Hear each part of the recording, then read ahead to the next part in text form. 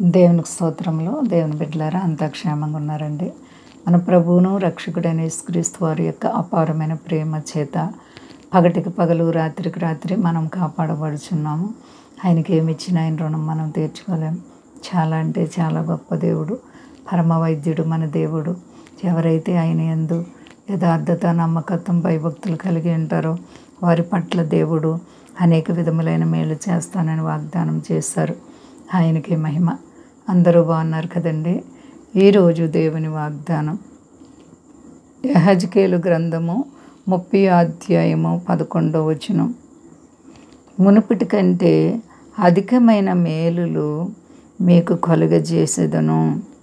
హల్లెలూయా. దేవునికి స్తోత్రం. హల్లెలూయా.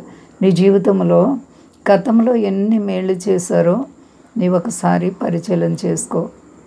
దేవాతి దేవుడు నీకు వాగ్దానం చేస్తున్నారు. మునుపటి కంటే అధికమైన మేలు అంటే దేవుడు నీ జీవితంలో చెప్పలేనంత మేలులు చేయడానికి ఇష్టపడుతున్నారు.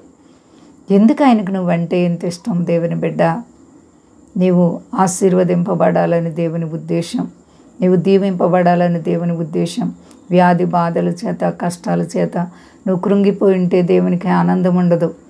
దేవుడు నిన్ను ప్రేమించే దేవుడు, నిన్ను ఆశీర్వదించి వృద్ధి పొందించే దేవుడు. కాబట్టి మరి మునుపటి కంటే అధికమైన మేలులు చేయడానికి ఇష్టపడే దేవునికి నీవు భయపడుతున్నావా? మేలులన్నీ చేయువారు మన ప్రభు, బాధలన్నీ తీర్చేవారు మన ప్రభు. కాబట్టి నీ ప్రభు సన్నిధానంలో నీ భక్తిని, విశ్వాసాన్ని కాపాడుకో. అధికమైన మేలులు అంటే చెప్పలేని మేళ్ళు.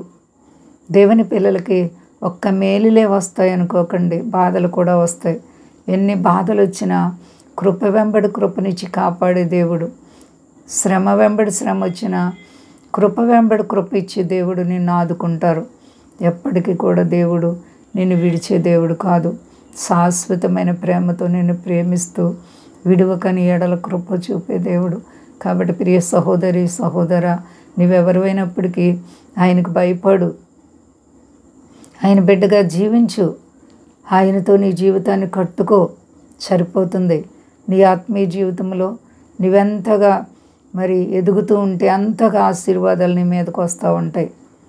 ప్రార్థన అనుభవం నీకుందా? విశ్వాసం నీలో ఉందా? భక్తి నీలో స్థిరంగా ఉందా? దేవుడు నిన్ను నుంచి కోరుకునేది భయభక్తులు కలిగిన యందుండు నా బిడ్డ అని దేవుడు కోరుకుంటున్నారు. ఎప్పుడైతే నువ్వు భయము, భక్తి, నమ్మకత్వం కలిగి ఉంటావో దేవుని యొక్క హస్తం నిన్ను విడిచిపెట్టకుండా నీకు తోడుగా ఉంటుంది. నీ కుడి ప్రక్కన నీకు నీడగా ఉంటారు. కాబట్టి నువ్వే విషయంలో కూడా భయపడే పని లేదు. శాశ్వతమైన ప్రేమతో నిన్ను ప్రేమిస్తున్న దేవుడు, విడువని దేవుడు. కాబట్టి నీ నమ్మకత్వాన్ని కాపాడుకో.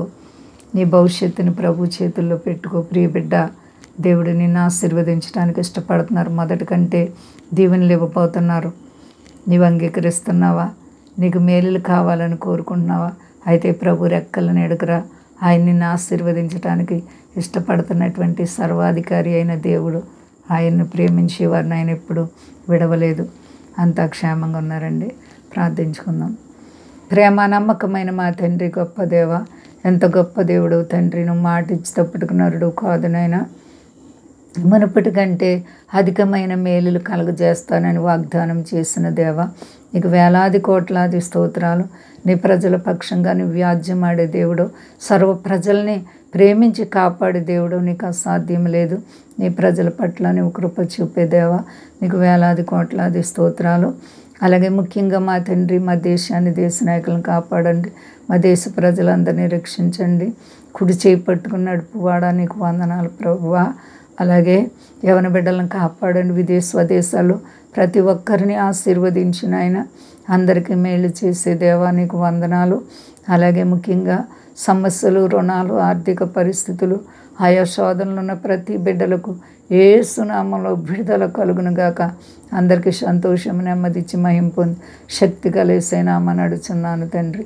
ఆమెన్. అందరికీ వందనాలండి. మా కొరకు, పరిచర్య కొరకు అందరూ ప్రార్థించండి. ప్రభువారు మిమ్మల్ని, మీ బిడ్డలను, మీ కుటుంబాలను దీవించి ఆశీర్వదించును గాక. ఆమెన్.